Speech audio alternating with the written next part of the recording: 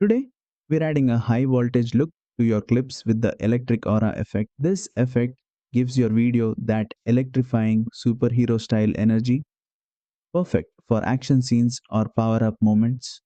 First, import your video into CapCut and tap to select it. From the bottom toolbar, go to Effects, then tap on Video Effects. Scroll to the Light tab and here look for the electric aura effect.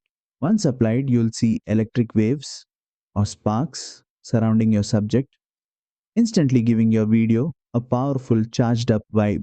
Now let's fine tune it. Tap on the effect again to open the controls. The speed slider adjusts how quickly the electric energy moves, faster for a more dynamic look or slower for a calmer pulse effect.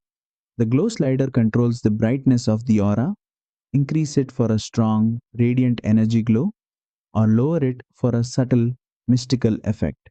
And that's it. You've successfully added the electric aura effect in CapCut Mobile. Try experimenting with the speed and glow settings to match the mood of your edit. If you enjoyed this tutorial, don't forget to like, share, and subscribe for more powerful CapCut Mobile effects.